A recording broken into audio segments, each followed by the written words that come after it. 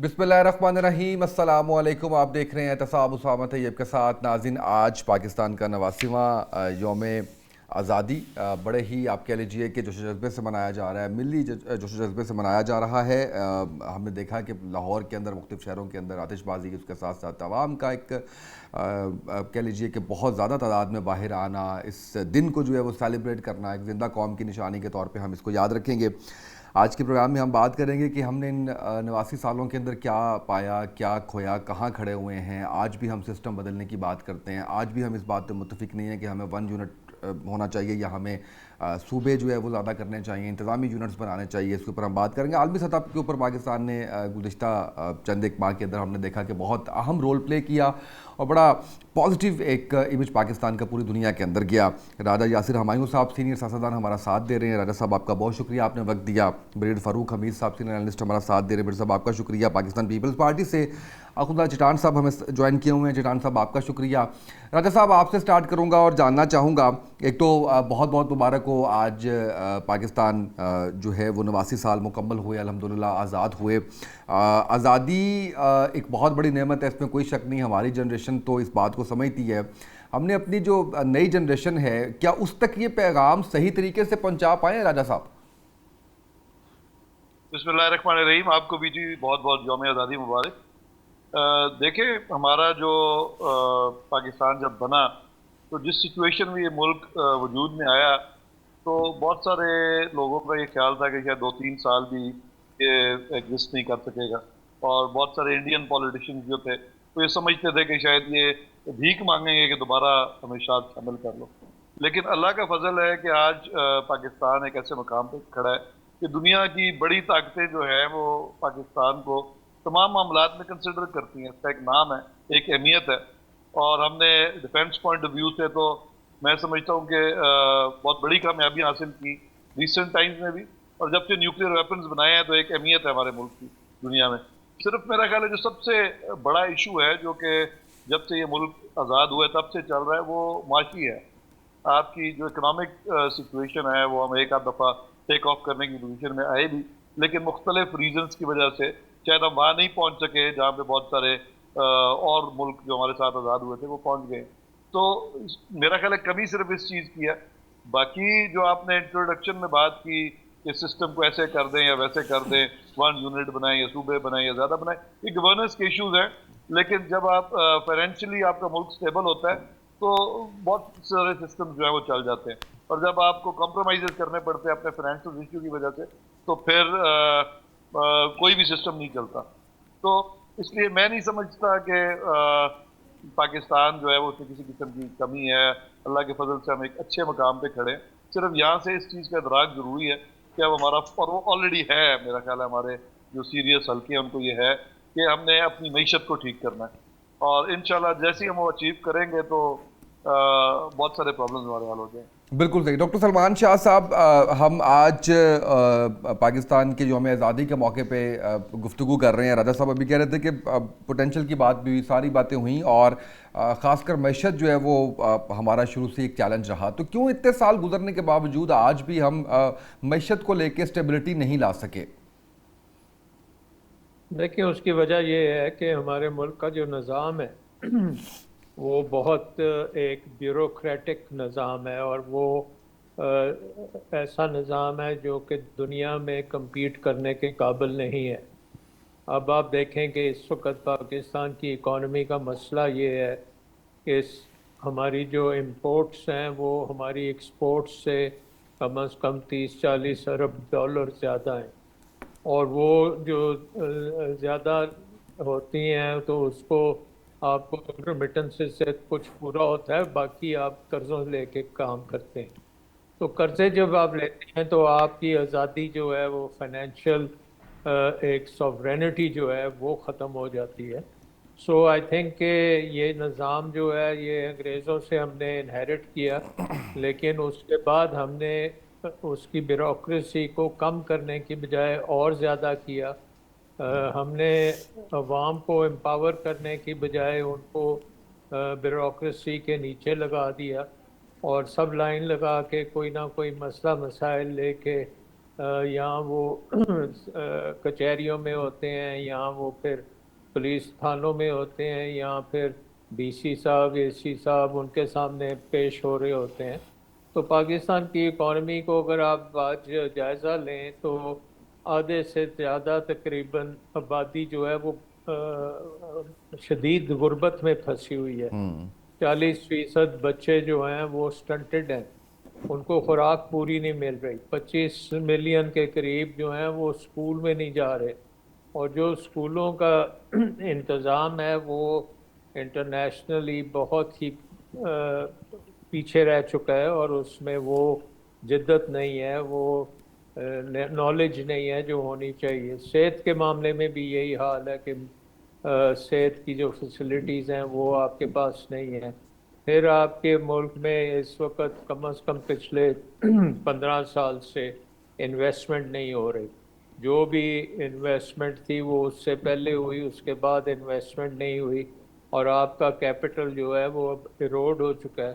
بہت سا کیپٹل آپ کا بیرون ملک جا چکا ہے، اور آپ کے آبادی جو ہے اس میں نوجوان جو ہیں ہر سال تقریباً 30 لاکھ انہیں نئے روزگار کے مواقع چاہیے. تو یہ اکانومی وہ پروڈیوس نہیں کر رہی، کیونکہ اس اکانومی میں انویسٹمنٹ نہیں ہو رہی. انویسٹ نہ ہمارا اپنا سرمایہ دار جو ہے وہ انویسٹ کر رہا ہے، اور نہ ہی بیرون ملک سے انویسٹمنٹ آ رہی ہے.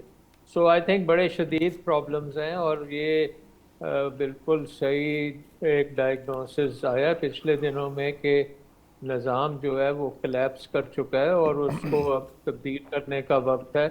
اور ریفارم میری نظر میں یہی ہے کہ آپ نے ایک ایسا نظام بنانا ہے جو بیوروکریسی سے آزاد ہو، اور جو آپ کے 50 سے زیادہ لیٹ سے منسٹریز ہم فیڈرل گورنمنٹ میں لے کے بیٹھے ہوئے ہیں، اور منسٹروں کے ساتھ پوری فوج ہے اس کی بیوروکریسی کی، ان کی تنخواہیں دی جا رہی ہیں، ان پہ پیسہ خرچ ہو رہا ہے، لیکن ریزلٹس کچھ نہیں آ رہے. تو آپ کو اس کو ایک مارکیٹ اکانومی میں بنانا پڑے گا. 15-20 منسٹرز سے کیبنٹ کو چلانا پڑے گا، اور انویسٹمنٹ کے راستے میں رکاوٹیں ختم کرنی پڑیں گی، کیونکہ اس وقت بیوروکریسی جو ہے وہ پاکستان میں انویسٹمنٹ نہیں ہونے دے گی. اور یہی آپ دیکھ لیں کہ ٹیکس کا بھی یہی حال ہے، بجلی کا یہی حال ہے. جس چیز میں بھی اس وقت حکومت ڈومینیٹ کر رہی ہے وہ پاکستان کی اکانومی کے لیے وبال جان بنی ہوئی. سو آئی بالکل تھنک کہ صحیح. یہ جو اچھا ایک یوم آزادی اس سال کا جو ہے یہ سوچنے کے بارے میں ہے کہ ہم نے اپنے نظام کو کیسے درست کرنا ہے تاکہ پاکستان بھی باقی دنیا کے بڑے ممالک کی طرح ترقی کرے. اگر آپ ٹاپ 10 بڑے ممالک دیکھیں جن کی پاپولیشن ہے، سب سے کمزور حالت میں پاکستان ہے. باقی سب بڑے ممالک بڑی تیزی سے ڈیولپ کر رہے ہیں، جس کا مظہر چائنا ہے، انڈیا ہے، ایون امریکہ میں بھی آپ دیکھیں اکانومی ان کی بوم کر رہی ہے. سو ہمارے طرف تو اس وقت جو اکانومی ہے وہ ہماری جڑوں میں بیٹھی ہوئی ہے، اور رائٹ سر، وہ بالکل صحیح. اگر ہم درست نہیں کریں گے تو ہمارے لیے ایک ایگزسٹینشل تھریٹ ہے. یہ نیشنل سیکیورٹی تھریٹ بھی ہے، اور یہ ہم اپنی جو اس وقت رول ہم لے سکتے ہیں دنیا میں اپنے ایریا میں، وہ ڈپینڈ کرے گا کہ ہماری اکانومی میں کتنی جان ہے. اور وہ جان جو ہے وہ بوروڈ جان نہیں ہو سکتی. وہ یہ نہیں ہو سکتا کہ ہم چین اور سعودی عربیہ اور امریکہ سے قرضے لیں، IMF سے قرضے لیں، اور پھر ایک آزاد فارن پالیسی ہماری ہو اور اس خطے میں ہم رول ادا کر سکیں جو ہم کر سکتے ہیں، جو ہماری جغرافی نے ہمیں وہ رول عطا کیا ہوا ہے، لیکن اس کی کمزوری صرف ہماری اکانومی ہے. رائٹ سر، بالکل ٹھیک ہے. چٹان صاحب، کیوں ہماری سیاسی جماعتیں، ہمارے سیاستدان اکانومی کا مسئلہ آج کا نہیں، یہ سال ہر سال دہائیوں سے چلتا آ رہا ہے، ابھی تک کیوں ہم اپنی اکانومی بہتر نہیں کر پائے؟ کیا چیلنجز آتے ہیں بطور سیاستدان ایک پولیٹیکل حکومت کو، جمہوری حکومت کو؟ بسم اللہ الرحمن الرحیم. سب سے پہلے تو میں آپ کو، آپ کے تمام معزز مہمانوں کو اور تمام ہم وطنوں کو جشن آزادی کا مبارکباد دیتا ہوں. میری طرف سے سب کو بہت بہت آزادی مبارک ہو. Thank you. دیکھیے جی، بالکل میں شاہ صاحب کے ساتھ مکمل اتفاق کرتا ہوں کہ آج کل پاکستان بیرونی طور پہ تو ہم نے بہت کامیابیاں حاصل کی. جو انڈیا کے ساتھ ہماری لڑائی ہوئی یا ایران اور امریکن کا جو وار ہوا، اس میں ہم نے جو پاکستان نے کردار ادا کیا. ابھی جو سعودی اور ترکی اور پاکستان کا جو ایگریمنٹ ہوا ہے، تو ہم سمجھتے ہیں کہ اب نیو ورلڈ آرڈر میں پاکستان بہت وقار کے ساتھ داخل ہو رہا ہے. لیکن اس کے لیے ضروری یہ ہے کہ ہم اپنے اندرونی مسائل پہ بھی قابو پا لیں. ہمارے اندرونی مسائل ہے وہ ایک دوسرے کے ساتھ جڑے ہوئے ہیں. سب سے پہلا مسئلہ تو ہمارا جو ہے وہ امن و امان کا مسئلہ ہے. آج آپ بلوچستان کے حالات دیکھ لیں، خیبر پختونخوا کے حالات دیکھ لیں کہ امن و امان کی صورتحال کیا ہے. دوسرا ہے ہمارا سیاسی استحکام کا مسئلہ. جب تک ان دو سیکٹر پہ ہم قابو نہیں پائیں گے، یہاں پہ امن و امان نہیں ہوگا، تو لوگ یہاں پہ کیسے انویسٹمنٹ کے لیے آئیں گے؟ اگر باہر سے کوئی آئیں گے اور یہاں پہ انویسٹمنٹ کریں گے تو وہ یا تو مائنز میں کریں گے یا منرل میں کریں گے. آپ کے مائنز اور منرل جو ہے وہ یا تو بلوچستان میں ہے یا پختونخوا میں، اور پختونخوا میں بھی وہ ایریا جو سابق پاٹا ہے یا مرجر پاٹا ہے اس میں ہے. اور وہاں پہ حالات یہ ہے کہ آج پختونخوا میں تقریباً 70% ایریا پہ ریٹ آف دی گورنمنٹ ختم ہو چکا ہے. جب چاہے، جہاں چاہے، جس ٹائم چاہے دہشت گرد جس کو ٹارگٹ کرنا چاہے ٹارگٹ کر سکتے ہیں. جو ہمارا سیاسی استحکام نہیں ہوگا، پھر بھی یہاں پہ لوگ انویسٹمنٹ کے لیے نہیں آئیں گے، اپنے پیسے یہاں پہ نہیں لگائیں گے. تو یہ بہت ضروری ہے. اور میں سمجھتا ہوں کہ اللہ تعالیٰ نے پاکستان کو بہت کچھ دیا ہے. دیکھیے، دنیا میں ایسے ممالک ہیں جہاں پہ وہ ایک سیکٹر سے اپنا پورا جی ڈی پی بناتے ہیں. مثال کے طور پر ایک سمندر سے ان کا پورا جی ڈی پی بنتا ہے، کسی کی سیاحت سے بنتا ہے، کسی کی ایگریکلچر سے بنتے. یہاں پہ سب کچھ ہے، سمندر ہے، ایگریکلچر ہے، جنگلات ہے. جو دنیا میں بڑے چوٹیاں ہے، اس میں 4 چوٹیاں جو ہے وہ پاکستان میں ہے. جو رفیع لحاظ پہ اللہ تعالیٰ نے ہمیں جس جگہ پہ یہ ملک بنایا ہے، تو وہ ہمارا سب سے زیادہ اثاثہ جو ہے وہ ہے. لیکن میں سمجھتا ہوں کہ دو وجوہات کی وجہ سے ابھی تک ہم ان اللہ تعالیٰ نے جو وسائل دی ہے ان سے فائدہ نہیں اٹھا سکے. نمبر ایک تو یہ کہ ہم نے ایک آئین بنایا ہے، ایک دستور بنایا ہے جو سوشل کنٹریکٹ ہے عوام اور ریاست کے درمیان، جس میں ہر ادارے کا اختیارات کا تعین ہے، جس میں ہر ادارے کا کام کا تعین ہے. میں تو سمجھتا ہوں کہ نظام چینج کرنے کی ضرورت نہیں ہے، ذہنوں کو چینج کرنے کی ضرورت ہے. ابھی تک ہم نے اس ملک کو اس آئین کے مطابق نہیں چلایا ہے. دوسری بات یہ کہ رائٹ پیپل رائٹ جاب. ہمارے ملک میں رائٹ پیپل رائٹ جاب نہیں ہے.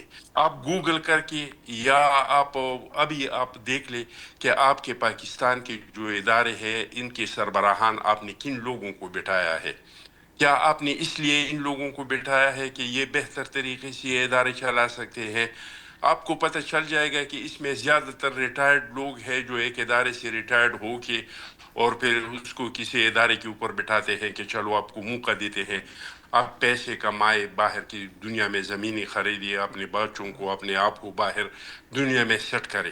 تو اگر ہم آئین پہ عمل درآمد شروع کریں اور ہم رائٹ پیپل رائٹ جاب، یہ تو جو یہ لیکن اس جس میں کا چٹان کام صاحب ہے اس کو یہ ہم تو پاکستان پیپلز پارٹی بھی جو ہے وہ صحیح بندوں کو صحیح جگہ پہ نہیں لے کے آتی.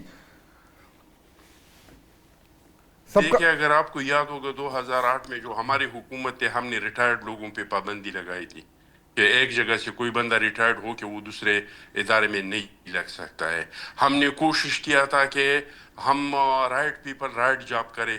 آپ دیکھیں کہ ہم سے پہلے لوگ آٹے کے لیے قطاروں میں کھڑے ہوتے تھے, چینی کے لیے قطاروں میں کھڑے ہوتے تھے. اگر ہم رائٹ پیپل رائٹ جاب کی بنیاد پہ کام نہیں کرتے تو جو کامیابیاں ہم نے حاصل کی تھی وہ کامیابیاں ہم حاصل نہیں کر سکتے تھے. یہ جو سوات پہ دوبارہ ہم نے پاکستان کا جھنڈا لگایا, یہ جو بلوچستان میں دوبارہ ترانہ بجانا ہوا, جو وفاق مضبوط ہوا, جو ایران کے ساتھ گیس پائپ لائن معاہدہ ہوا, جو چین کے ساتھ گوادر پہ معاہدہ ہوا, اس کی وجہ یہ تھا کہ ہم نے رائٹ پیپل رائٹ جاب, جس جگہ پہ جو کام کر سکتے ہیں وہاں پہ ان لوگوں کو بٹھایا تھا. اور اس کا ہماری یوسف رضا گیلانی صاحب کو اس کا بہت بڑا قیمت بھی ادا کرنا پڑا, لیکن ہم نے ڈیلیور کیا تھا. تو آج بھی اگر ہم رائٹ پیپل رائٹ جاب اور آئین میں جس کی جو اختیارات ہے وہ اپنے اختیارات پہ کام کرے, اور جس کا جو کام ہے وہ کرے. آئین میں ہر چیز واضح طور پہ لکھا ہے, تو اگر ہم آئین پہ عمل درآمد کر کے اور اس نظام کو آئین کے مطابق چلائے, پھر یہ نظام اگر ناکام ہو جائے تو پھر ہمیں کہنا چاہیے. اور ہم نے تو ہر طرح کا نظام آزما دیا, ہم نے 1 یونٹ آزما دیا, ہم نے ٹیکنوکریٹسوں کو آزما دیا, ہم نے ڈکٹیٹروں کو آزما دیا, ہم نے صدارتی نظام آزما دیا. یہ نظام دنیا میں جس کونے میں اس میں سے جو بھی نظام ہے انہوں نے ڈیلیور کر دیا, لیکن یہاں پہ ایک نظام نے بھی ڈیلیور نہیں کیا. وجہ کیا ہے؟ وجہ یہ ہے کہ اس کو ہم نہیں چلنے دیتے ہیں. وہ ہم اپنی مرضی سے طاقت کے ذریعے, جو جتنا طاقتور ہے اتنا اس کے اختیارات ہے, آئین کو چاہے وہ صدارتی ہو وہ ڈکٹیٹر کا وہ ہم خاطرے نہیں لاتے ہیں. یہی وجہ ہے ہماری ناکامیوں کا. اگر ہم یہ موجودہ نظام آئین کے مطابق چلائے تو انشاءاللہ تعالیٰ رائٹ سر, بالکل ٹھیک ہے. بریگیڈیئر صاحب, ہم اگر دہشت گردی کی بات کریں تو پاکستان گلوبل ٹیررزم انڈیکس میں پہلے نمبر پر ہے, یعنی سب سے زیادہ متاثر ہونے والا ملک دہشت گردی سے پاکستان ہے, اور لنک ہے ڈائریکٹلی ہماری اکانومی دہشت گردی سے. سر, ہماری جو ڈائریکشن ہے سیکیورٹی کے حوالے سے, اس کی سمت درست ہے؟ بسم اللہ الرحمن الرحیم, بہت شکریہ. ایک دو میں بیسک باتیں پہلے کرنا چاہتا ہوں. جی.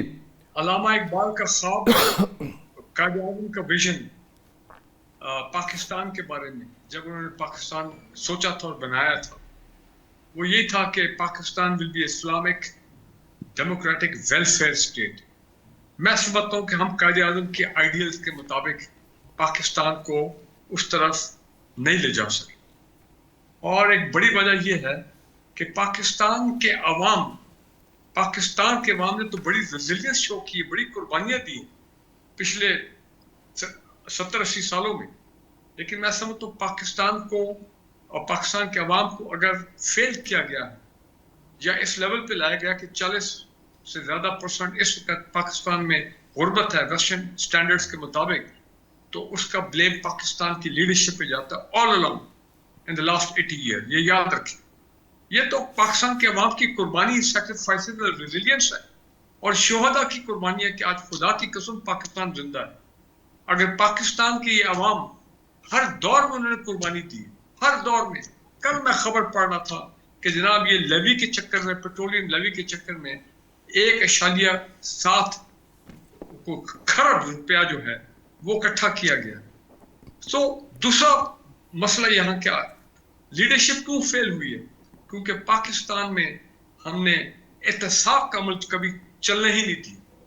کیا چیئرمین نیب صاحب, جو میں خبریں پڑھتا رہتا ہوں سوشل میڈیا پہ ان کی تصویر کے ساتھ, کہ وہ کہہ رہے ہیں کہ بھائی جس دلدل میں یا جس سمندر میں, کرپشن کے سمندر میں آپ نے مجھے ڈال دیا ہے, تو مجھے کوئی اختیارات تو دے کہ 50 کروڑ تک تو میں ان لوگوں کو پکڑ ہی نہیں سکتا ہوں جنہوں نے 50 کروڑ تک کی کرپشن کی ہو. وہ کہتے ہیں کم از کم 15-20 کروڑ تک لیول لے تاکہ میں لوگوں کو پکڑ سکوں. تو کیونکہ پاکستان میں احتساب کا نظام چلانے کی کوشش کی, اور وہ بھی شاید جنرل مشرف کے پہلے 3 سالوں میں, لیکن وہ ان کے بھی بعد میں جب مجبوری ہوئی, انٹرنیشنل پریشر ہوا, NRO کیا, تو وہ لوگ پاکستان میں واپس آ گئے جن کو میں سمجھتا ہوں 25 سال پہلے پاکستان کے سیاسی منظرنامے سے نکل جانا چاہیے تھا. وہ واپس آئے, they came back with a vengeance, اور انہوں نے دیکھے پاکستان کو کہاں لے کے آئے. جنرل مشرف کا دور ختم ہوا, ہمارے کیا تھے فارن ایکسچینج ریزرو 38 ارب ڈالر. اور مجھے آج بھی یاد ہے شوکت عزیز صاحب جو آپ کے ہمارے فائنانس یا پرائم منسٹر تھے اس وقت, وہ मुझे याद है कि ये ऐलान किया गया कि हुकूमत पाकिस्तान ने $4 अरब, ये डॉक्टर सलमान शाह साहब बेहतर शायद बता सकेंगे, $4 अरब का प्रिंसिपल लोन जो है वो हमने रिटर्न किया। आज क्या सूरत हाल है? 140 to 150 बिलियन डॉलर्स पाकिस्तान का बैरूनी कर्जा है। मैं कहना ये चाह रहा हूँ कि मुझे 2 मरतबा आंखों में आंसू आए हैं पिछले ये 50-60 साल में। पहला वो जब 16 दिसंबर 1971 को हमने ईस्ट पाकिस्तान लूज किया, एक बहुत बड़ी ट्रेजेडी, सानिया था, पाकिस्तान 2 लाख हो गया। वो भी उसकी जारी बात इंडियन साजिश थी, लेकिन हमने फिर वो एक फ्री एंड फेयर इलेक्शन के बाद ट्रांसफर पावर नहीं किया टू द मेजॉरिटी पार्टी, तो देखें क्या हाल हुआ। और दूसरा, yes, when I was very happy and I felt very proud, और वो दिन मुझे याद है अमेरिका में जब एक अंग्रेज ने आके मुझे बताया, मैं एक फैक्ट्री में काम कर रहा था, तो उसने कहा, कर्नल डू यू नो जो country has just exploded nuclear devices. तो यकीन जानिए वो आंसू खुशी के आंसू थे। So you felt proud. मैं कहना ये चाह रहा हूँ कि हमने बहुत कुछ तरक्की भी की है, हम भी बिकेम ए न्यूक्लियर पावर, फिर उसके बाद और हमने डिफेंस रिलेटेड बड़ी कामयाबी हासिल की है, लेकिन बात फिर वही है कि हमारी लीडरशिप ने हमें फेल किया। आवाम जो है आज भी उनकी बड़ी बुरी हालत है। आपने सिक्योरिटी पॉइंट ऑफ व्यू से बात की, तो बिल्कुल ये सही है कि पिछले 2-3 साल में तो हमें मिली है, ये कामयाबी मिली है, इन द सेंस के पिछले साल जो इंडिया के साथ जंग हुई थी वो एक वाज़ेह, एक बड़ी क्लियर विक्ट्री थी ओवर द इंडियंस, जिससे आज भी इंडिया जो है वो निकल ही नहीं सका है और पूरी दुनिया उसको मानती है। फिर जारी बात है, ये जो पीछे चंद महीने में ईरान यूएस वॉर में डिप्लोमेटिक आइसोलेशन से निकल के हमें डिप्लोमेसी में कामयाबी मिली, तो ये लॉडेबल है, एक बड़ी अच्छी अचीवमेंट है कि हम उस आइसोलेशन से निकल के कम से कम दुनिया हमारी जो है वो तारीफ कर रही है और हमें एक्नॉलेज कर रही है। और लेकिन मैं समझता हूँ कि इस वक्त जैसे सेनेटर अखुंदादा साहब ने भी जिक्र किया, बलूचिस्तान में रिट ऑफ द स्टेट का बड़ा सीरियस मसला है, क्योंकि वहाँ पे बड़े भरपूर आपके सिक्योरिटी फोर्सेस ऑपरेशंस कर रहे हैं और इंसर्जेंसी लेवल का मामला हद तक आ गया है, और यही मामला केपी में है। तो बात यह है कि अगर हमने पाकिस्तान को इतने बड़े सिक्योरिटी क्राइसिस से निकालना, इंटरनल सिक्योरिटी क्राइसिस, तो अवाम की सपोर्ट के साथ राइट साहब, बिल्कुल सही। एक सेकंड में बात करूं जी, सिर्फ सिक्योरिटी ऑपरेशन के साथ ही हम इनको दुश्मन को शिकस्त नहीं दे सकते।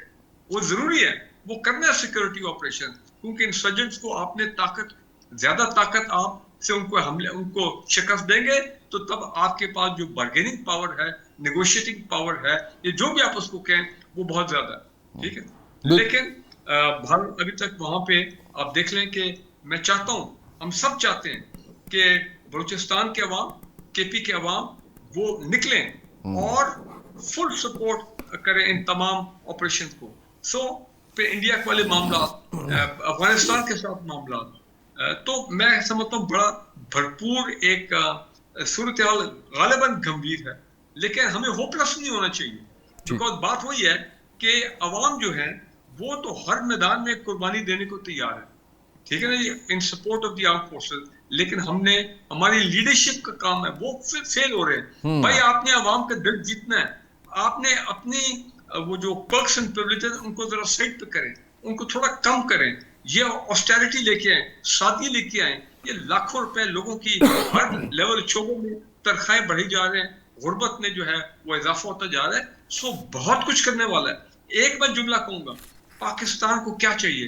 पाकिस्तान को बिल्कुल अकाउंटेबिलिटी, गुड गवर्नेंस, बिल्कुल एडमिनिस्ट्रेटिव, लेकिन जब तक आपकी लीडरशिप महातर लेवल की नहीं होगी, पाकिस्तान को एक महातर चाहिए, पाकिस्तान को एक सिंगापुर के ल्यू क्वान यू जैसा लीडर चाहिए, जिनको अपनी जेबों की फिक्र ना हो, जिनको अपनी पार्टीज की फिक्र ना हो, अपने खानदानों की फिक्र ना हो, जिनको सिर्फ फिक्र हो तो पाकिस्तान की और पाकिस्तान के अवाम की। बस ये याद रखें, अगर आपका ये लीडरशिप चेंज नहीं होगी, एहतसाब का प्रोसेस नहीं होगा, फ्री एंड फेयर इलेक्शन नहीं होंगे, ताकि एक नेचुरल प्रोसेस से इन लोगों को फेज आउट किया जाए, अवाम नए लोगों को लेके आए, अच्छे लोगों को लेके आए, जो एक पॉलिटिकल प्रोसेस है, एक डेमोक्रेटिक प्रोसेस है, तो पाकिस्तान ठीक हो सकता है। बिल्कुल सही है। मुझे ब्रेक पे जाना है, वापस आएंगे। राजा साहब, लीडरशिप के चैलेंजेस क्या हैं आपसे जानने की कोशिश करेंगे। एक शॉर्ट ब्रेक, नाज़रीन हमारे साथ रहिएगा। वेलकम बैक नाज़रीन। राजा साहब, मैं आपसे ये जानना चाहूँगा, हम शिकवा भी करते हैं, हम तनकीद भी करते हैं, लेकिन आप क्योंकि मिनिस्टर भी रहे, सियासतदान, और आप इस पूरे प्रोसेस का हिस्सा रहे हैं, सियासतदानों के लीडरशिप के अपने चैलेंजेस क्या हैं जिसकी वजह से डिलीवर नहीं कर पाते? इससे पहले कि मैं आपकी इस बात का जवाब दूं, थोड़ा बैकग्राउंड, क्योंकि जनरल साहब ने बात की थी मुशर्रफ एरा की कि बड़ा पैसा था और बड़ी ज़बरदस्त इकोनॉमिक ग्रोथ हो रही थी, तो मैं समझता हूँ कि वो आखिरी सुनहरा मौका था जो हमारे पास था कि हम अपनी इकोनॉमिक ग्रोथ पे तवज्जो दे सकते, अपनी इकॉनमी की जो इंडस्ट्रियल ग्रोथ पे बेस कर सकते अपनी इकॉनमी को।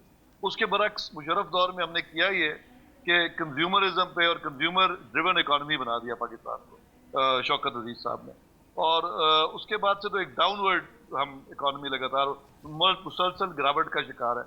और अब क्योंकि हमने उसको अपना जो बेस है कि इकोनॉमिक ग्रोथ होने के इन प्रिंसिपल्स पे चाहिए, उसको सही सेट नहीं किया।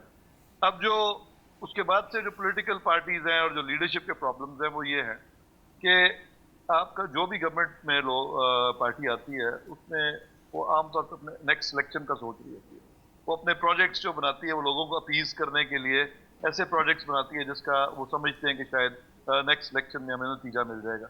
कोई लॉन्ग टर्म प्लानिंग, कोई फॉर एग्जांपल आपका डैम नहीं बने 60s के बाद से, अभी हमारी गुज़िश्ता जो पीटीआई की गवर्नमेंट थी इसमें इवेंचुअली काम शुरू हुआ, वो भी बड़ा स्लो चल रहा है। मेरा ख्याल है कि हमें तमाम काम छोड़ के तो फोकस जो है अपना एनर्जी को सस्ता करने पे लगाना होगा, क्योंकि आप जो अभी सलमान शाह साहब ने बात की कि कम्पीट नहीं कर सकते इंडिया से या बांग्लादेश से या चाइना वगैरह से, तो उसकी बुनियादी वजह तो यही है। बल्कि शाह साहब ने एक हमें ऑब्वियसली हमारे लिए बड़े मोहतरम है एक प्रेजेंटेशन भी दी थी जब हमारी गवर्नमेंट थी कि कैसे ग्रोथ हम कर सकते हैं, तो उसमें यही बात डिस्कस हो रही थी कि जब तक एनर्जी सस्ती नहीं होगी तो हम उनसे कम्पीट नहीं कर सकते, और इकोनॉमिक ग्रोथ जब तक इंडस्ट्रियल ग्रोथ पे नहीं होगी अब आगे नहीं बढ़ सकते। तो ये एक अजीब से कैच 22 में हम फंसे हुए हैं। अभी आप ये प्रेजेंट गवर्नमेंट देख लें तो जो प्रोविंशियल गवर्नमेंट्स हैं वो तो ये समझती हैं कि सिर्फ पैसा लगाना हमारा काम है। वो बड़ी अच्छी बात है, बाजार भी मॉडर्नाइज कर रहे हैं, बसें भी चला रहे हैं, पर ये ऑरेंज ट्रेन भी चलाएं, सारा कुछ करें, लेकिन ये सिर्फ आपकी कंज्यूमर स्पेंडिंग को बढ़ाती हैं। इनसे आपकी कोई आमदनी में, कौमी आमदनी में इजाफा नहीं होता। कौमी आमदनी में इजाफा करना है तो आपको ऐसी पॉलिसीज, ऐसी लॉन्ग टर्म पॉलिसीज लानी पड़ेंगी कि इंडस्ट्रियलिस्ट जो है वो माइल हो। उसमें एक आंसर तो डेफिनेटली ब्यूरोक्रेसी का जो शाह साहब ने इंडिकेट किया वो डेफिनेटली है, लेकिन उसके अलावा जो बहुत बड़ा मसला है वो जो मैंने पहले अर्ज की कि सस्ती एनर्जी का है। मैं फैसलाबाद अक्सर मेरा आना जाना रहता है, इंडस्ट्रियलिस्ट जो है वो पैसा रख के बैठे हैं साइड पे, कोई नया यूनिट नहीं लगाते क्योंकि उनको पता है कि वो कम्पीट ही नहीं कर पा रहे। जो अभी यूनिट्स चल भी रहे हैं वो कोई सोलर लगा के गुजारा कर रहे हैं, और जो हमें कुछ थोड़ा बहुत वो जीपीएस प्लस स्टेटस और कोई अमेरिका से फेवर मिल गया, थोड़ा टैरिफ्स कम है। तो हमें अपनी बेस को ठीक करना है। सियासतदान या तो वो एक मियाँ शहबाज शरीफ ने जब हमारी गवर्नमेंट थी तो असेंबली में बड़ी अच्छी तकरीर की थी कि चार्टर ऑफ इकोनॉमी कर लेते हैं, तो सियासतदान एक मेज पे बैठे या इनको बिठाया जाए कि यार लॉन्ग टर्म सोचो, कुछ चीज़ें ऐसी हैं जिस पे हमें एक दूसरे के साथ तावन करना ही पड़ेगा। उसमें से नंबर 1 ये है इकोनॉमी, और दूसरा तालीम है। क्योंकि आपने एक और चीज़, चूँकि मैं तालीम का मिनिस्टर भी रहा हूँ, और तब भी मैं ये समझता था कि हमें जो दूसरी पॉलिटिकल पार्टीज हैं उनको साथ लेके पॉलिसी बनानी चाहिए, क्योंकि आपने अगर हाई टेक सेक्टर, जो टेक सेक्टर है, उसमें ग्रोथ करनी है तो आपको ट्रेड ह्यूमन रिसोर्स चाहिए बहुत बड़ी तादाद में, और जब तक आपकी जो एजुकेशनल पॉलिसीज हैं उनमें कंटिन्यूटी नहीं होगी, बल्कि कोई रोड मैप नहीं होगा, तो तब तक हम उस ट्रैक पे जा ही नहीं सकते। हमारी गवर्नमेंट ने एक पॉलिसी बनाई, ये नई गवर्नमेंट आई, इन्होंने चेंज कर दी, 2 साल बाद एक और पॉलिसी आ जाएगी। तो मेरा ख्याल है कि इन 2 चीज़ों पे हमें चाहे उसमें एस्टैब्लिशमेंट रोल प्ले करे या और पॉलिटिकल पार्टीज को एक फोरम पे ला के तो एक फैसला कर लें कि हमारा नेक्स्ट जो 30 साल का प्लान है वो ये होगा। بالکل اگر یہ صحیح، ہم کرنے میں کامیاب ہو جائیں تو ہم صحیح ٹریک پہ آ جائیں. بالکل ٹھیک ہے. ڈاکٹر سلمان شاہ صاحب یہ بتائیے گا کہ ابھی سسٹم کولیپس کرنے کی بات آپ نے بھی کی کہ یہ تھیسس جو پریزنٹ کیا گیا وہ بالکل ٹھیک ہے, نظر بھی آ رہا ہے ایسا ہی ہے, لیکن ایسا کون سا سسٹم اب ہم آزمائیں گے جو ہم پہلے نہیں آزما چکے اور دنیا میں وہ چل رہا ہے؟ ڈکٹیٹرشپ یہاں پہ آزمائی جا چکی, جمہوری حکومتیں یہاں پہ آ چکی ہیں, ہائبرڈ نظام ہم نے یہاں پہ دیکھ لیا, ٹیکنوکریٹ گورنمنٹ ہم نے دیکھ لی, تو اب ہم کیا نئی اس کے سسٹم کے اندر جو ہے وہ چینج لے کے آنا چاہ رہے ہیں جس سے ڈیلیور کر لیں گے؟ اور کیا واقعی سسٹم کا مسئلہ ہے یا مائنڈ سیٹ کا مسئلہ ہے؟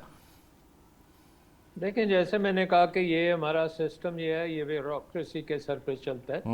تو بیوروکریسی کی طاقت کو ختم کرنا پڑے گا, بہت زیادہ طاقت ہے اور اس نے پاکستان کی اکانومی کو ہالٹ کر دیا. مطلب انہوں نے ایک قسم کا اپنا ایک نظام بنایا جو ان کے کہنے کے بغیر پاکستان میں کچھ ہو نہیں سکتا.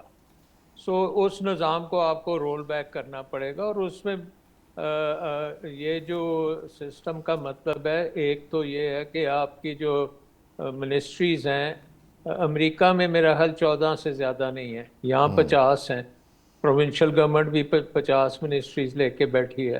تو اتنا خرچہ, اتنا اوور لوڈ جب آپ عوام پہ کریں گے تو ظاہر ہے کہ عوام کے پاس قوت خرید ہی نہیں ہے کہ وہ کوئی چیز خرید بھی سکتی ہے. سو ایک تو آپ کو وہ ڈاؤن سائزنگ کرنی بہت ضروری ہے. دوسری یہ ہے کہ اب آپ کا وقت آ گیا ہے کہ جو آپ کے ڈی سینٹرلائز حکومت ہمیں چاہیے, جو کہ لوکل گورنمنٹ تک جانا بہت ضروری ہو گیا ہے. اسلام آباد سے بیٹھ کے آپ گجرانوالہ کو نہیں چلا سکتے, اسلام آباد سے بیٹھ کے آپ حیدرآباد کی اکانومی کو نہیں ٹھیک چلا سکتے. سو پاکستان میں 170 جو ڈفرینٹ ڈسٹرکٹس ہیں, وہاں ہر ڈسٹرکٹ کی اپنی پلاننگ, اپنی وہاں پہ جو اسٹریٹجی ہے, اور وہاں پہ جو کاروبار ہوتا ہے, جہاں پہ ویلیو چینز آتی ہیں, سپلائی چینز آتی ہیں, وہاں پہ اصل ایکٹیویٹی ہے. وہاں پہ آپ کو انویسٹ کرنا پڑے گا, اور investment to G D P ratio بڑی آپ نے بات سنی ہوگی. 2000 مشرف صاحب کے وقت میں 20% سے اوپر ہماری چلی گئی تھی انویسٹمنٹ. اس کے بعد سے 2008 سے لے کے آج 2026 ہو گیا ہے, وہ 10-15% کے درمیان میں چل رہی ہے. اور آپ جو چیز ڈپریشیٹ ہو رہی ہے وہ بھی آپ دوبارہ نہیں انویسٹ کر رہے. سو آپ دیکھ رہے ہیں کہ مثلا آپ کی جو گاڑی ہے وہ اتنی اب پرانی ہو چکی ہے کہ وہ آپ اوور ہال بھی کریں گے پھر بھی نہیں وہ چلے گی. سو آئی تھنک کہ اب نظام آ گیا ہے, ڈی سینٹرلائز نظام ہونا چاہیے. اسلام آباد کو اپنی طاقت جو ہے نیچے صوبوں سے بھی نیچے لوکل گورنمنٹ تک دینی چاہیے. اور پاکستان میں اکانومی جو ہے 80% اکانومی تو اربن اکانومی ہے. تو اربن ایریاز کی اکانومی, ہمارے شہر جو ہیں وہ انجن آف گروتھ بن سکتے ہیں, لیکن ہم دیکھ رہے ہیں سوائے لاہور اور ایک آدھ جہاں سے سیاستدان آتا ہے, جہاں سے پرائم منسٹر آتا ہے, اسی جگہ پہ بس خرچہ ہوتا ہے, باقی جگہوں پہ کوئی خرچہ نہیں ہوتا. باقی جگہوں کی اکانومی کے اوپر کسی نے نہ تو کبھی ریسرچ کی ہے, نہ اس میں دیکھا ہے کہ یہاں پہ مسئلے کیا ہیں, یہاں کا انفراسٹرکچر ٹھیک ہے نہیں ہے, پانی ہے نہیں ہے, وہ چیزیں کچھ بھی نہیں ہو رہی. سو آئی تھنک کہ پاکستان کو اگر آپ نے واقعی یہ ایک انجن بنانا ہے گروتھ کا, اور فیکٹری آف دا ورلڈ بنانی ہے آپ نے, تو آپ کو انویسٹمنٹ تو کلائمیٹ ٹھیک کرنا پڑے گا, ڈی سینٹرلائزیشن کرنی پڑے گی, اور جمہوریت کے بغیر آپ آگے نہیں چل سکتے. آپ کو جمہوریت کرنی پڑے گی, کیونکہ جمہوریت ہی ایک چیز ہے جس میں آپ کو اکاؤنٹیبلٹی مل سکتی ہے. اب جیسے ابھی بات کر رہے تھے کہ مشرف نے این آر او جب کیا تو تمام وہ گھسے پسٹے جو چیزیں تھیں وہ ساری کی ساری واپس آ گئیں. سارے جو ریفارمز تھیں اسے ایرا کی وہ ساری ختم ہو گئیں. ساری آپ کو پتہ ہے 1 سال میں 10-10 ارب ڈالر کی انویسٹمنٹ پاکستان میں آئی ہے اس وقت میں, اور اتنی زیادہ انویسٹمنٹ آئی تھی کہ یہ مسئلہ ہو گیا تھا کہ روپیہ جو ہے وہ بہت زیادہ اسٹرانگ ہوتا جا رہا ہے, اور آپ کو اتنی جو ہے آہستہ کرنی چاہیے فورن investment. So I think Pakistan को अगर सही तरीके से आप चलाएंगे तो आप कम से कम 8 से 10% सालाना इकोनॉमिक ग्रोथ ले सकते हैं। जीडीपी के मुकाबले में इन्वेस्टमेंट 25 से 30% पे आप लेके जा सकते हैं, जिसकी ज़रूरत है। आपको ये जो टैक्स का निज़ाम है इसको आपको सही करना पड़ेगा, मुनसफ़ाना करना पड़ेगा, और कम टैक्सेस कम करने पड़ेंगे। और जो सारों के सर पे वो टैक्स वाले सवार होते हैं उनको उतारना पड़ेगा। आपको बहुत सी चीज़ें करनी पड़ेंगी जो इकोनॉमिक ग्रोथ और इकोनॉमिक डेवलपमेंट और इन्वेस्टमेंट की तरफ जाती हैं, ना कि वो टैक्सों को बढ़ाया जाए, ना कि ब्यूरोक्रेसी को बढ़ाया जाए, हुकूमती अखराजात बढ़ाए जाएं। अब आप देखें माशाल्लाह से जज साहिबान को तनख्वाहों की एक अजीब सी इजाफा किया जा रहा है। बिल्कुल सही सर जी। तो आई थिंक अल्टीमेटली पाकिस्तान ने अगर तरक्की करनी है तो अवाम के ऊपर आप इन्वेस्ट करें, अवाम की तालीम बेहतर करें, उनकी खुराक बेहतर करें, उनकी सेहत बेहतर करें, उनके लिए नौकरियां पैदा करें, और आपका जो है एक निज़ाम चल सकता है। इसलिए मैं कह रहा हूँ कि निज़ाम जो एग्जिस्टिंग निज़ाम है वो अवाम के लिए नहीं है, वो ब्यूरोक्रेसी के लिए और हुक्मरानों के लिए। अवाम के लिए जब आप बनाएंगे निज़ाम तो वो सबको नज़र आएगा कि ये अवाम का निज़ाम, राइट सर, बिल्कुल और ठीक है उसमें जी। सब पार्टिसिपेट भी करेंगे। बिल्कुल सही है। चिटान साहब ये बताइएगा, अभी राजा साहब ने बड़ी खूबसूरत बात की है पॉलिसीज़ के तसलसल की। हमने मुल्कों को तरक्की करते हुए देखा कि स्टेट पहरा देती है इस चीज़ के ऊपर कि जो पॉलिसीज़ बन गई हैं वो आने वाले 20-30 सालों के अंदर इम्प्लीमेंट की जाएंगी, और ज़ाहिर है कि इससे आपकी इन्वेस्टमेंट, इससे आपका इन्वेस्टर उसका एक एतमाद बढ़ता है स्टेट पे। तो आप नहीं समझते कि हमारे पॉलिटिकल पार्टीज़ ही जिम्मेदार हैं इस चीज़ की कि जैसे ही वो आती हैं पिछलियों की तख्तियाँ उतारती, पिछलियों के प्रोजेक्ट्स रोकती, पिछलियों की पॉलिसीज़ छोड़ती और नई पॉलिसीज़ जो है वो लेके आ जाते हैं। अगर पॉलिसीज़ के अंदर एक तसलसल आ जाए तो काफ़ी हद तक जो है वो चीज़ें बेहतर हो सकती हैं। बिल्कुल जी, आपने दुरुस्त फरमाया, और इसके लिए बार बार हमने अपील भी किया है। जब इमरान खान साहब वजीर आजम था, हमारे लोगों को 90 दिन रिमांड पर रखा था, जेलों में डाला था। इस टाइम पे भी हमने एक अपील किया था कि हमारे आने वाला जो मसला है वो मईशत का है, और हमें चाहिए कि मईशत पे सारे मिल बैठ के और इस पे एक मिसाक करिए, एक एग्रीमेंट करे, ताकि हमारी मईशत की जो पॉलिसी है वो तसलसल से चले। मुशर्रफ साहब के दौर के बहुत जिक्र हुआ कि इसमें मईशत बहुत बेहतर हुआ था, जीडीपी ने बहुत ग्रोथ किया था। बिल्कुल ग्रोथ किया था, लेकिन इसका वजह ये नहीं था कि यहाँ पे कोई इदारे मजबूत हो गए थे, यहाँ पे हमारी जो इंडस्ट्री थी वो बहुत अच्छी तरीके से चल रही थी, या हमने कोई पॉलिसी बनाई थी। मुशर्रफ साहब के दौर में तो 18-18, 19-19 घंटे तक लोड शेडिंग पहुंच गया था। इसकी वजह ये थी कि मुशर्रफ साहब ने एक पून काल पे हमको एक ऐसे जंग में धकेल दिया जो अभी तक हम उसको लड़ रहे हैं, और हर रोज हम लाशें उठा रहे हैं। और पता नहीं इस जंग की वजह से जो डॉलर्स आए थे, जिसका इतराफ मुशर्रफ साहब ने खुद भी किया था कि मैं लोगों को दे रहा हूँ और अमेरिका से डॉलर ला रहा हूँ, वो डॉलरी जंग जो हम पे मुसल्लत किया था उसको हम अब तक भुगते हैं। और पता नहीं कितने नौजवान, कितने सिविलियन, कितने लोग, कितना इंफ्रास्ट्रक्चर हमारा तबाह हो चुका है, और कितना हमारी जानी माली नुकसान इन पॉलिसियों का हुआ है जो अभी इसका जिक्र हुआ कि जीडीपी ने ग्रोथ किया था। दूसरा, मैं ब्रिगेडियर साहब के साथ बिल्कुल इत्तेफाक करता हूँ कि हमारे मुल्क का मसला करप्शन भी है, बल्कि करप्शन है नहीं, करप्शन सबसे बड़ा मसला है, लेकिन इसका हल नेब का इदारा नहीं है। नेब के इदारे के पास तो पहले भी बहुत इख्तियारात थे। नेब के इदारे ने तो लोगों को 90 दिन जेलों में भी रखा, रिमांड पे भी रखा, और जेलों में भी भेज दिया, और इस तरह के इख्तियारात थे जो कि इस तरह के इख्तियारात अगर कोई गुलामाना दौर में होते तो इस दौर में नहीं है, फिर भी नहीं कर सके। मैं समझता हूँ कि करप्शन को खात्मे के लिए हमने एक इदारा बनाना चाहिए, एक इस तरह का इदारा जो जज, जर्नलिस्ट, ब्यूरोक्रेट, सियासतदान, कोई हुकूमत में है, कोई अपोजिशन में है, सबका एहतसाब करे। राइट सर, और बिल्कुल अगर ठीक। वो इदारा किसी को हाथ लगाए कि किसी को ये शक नहीं हो कि इंतकामी कार्रवाई हो रही है, और अगर किसी ने कोई जुर्म नहीं किया है, तो माजी में जिस तरह के इन लोगों ने जिक्र किया मुशर्रफ के दौर के केसों का, इसके बाद नवाज शरीफ साहब का शेखपुर अमान का जो दौर था, या इसके बाद इमरान खान साहब का जो दौर था, वो एहतसाब नहीं था, वो इंतकाम था। राइट सर, तो बिल्कुल ठीक है। ऐसा जितान साहब, इदारा मैं हो जरा कि ब्रिगेड वो साहब की तरफ इंतकाम बढ़ता के हूँ लिए जी। नहीं हो, बिल्कुल ठीक। एहतसाब के लिए हो, करप्शन भी खत्म हो जाएगा, और ये भी पता चल जाएगा कि इस मुल्क को किन किन लोगों ने लूटा है और वो पैसा कहाँ कहाँ पे पड़ा है, तो ये भी पता चल राइट, जाएगा। बिल्कुल सही है। ब्रिगेड साहब, हमने शॉर्टली जितने सिस्टम्स की बात की है, अब सूबों की बात कर रहे हैं, कभी 1 यूनिट की तरफ जाते हैं, कभी सूबे बढ़ाने की बात करते हैं, ये सोल्यूशन हो पाएगा? मैं क्विकली एक बात कह दूं जो अपने चितार साहब ने भी बात की जी। बिल्कुल उसमें कोई शक नहीं है कि नैब का इदारा अगर उसको आपने कामयाब बनाना है तो अक्रॉस द बोर्ड अकाउंटेबिलिटी किसी की परवाह ना करे। सही। और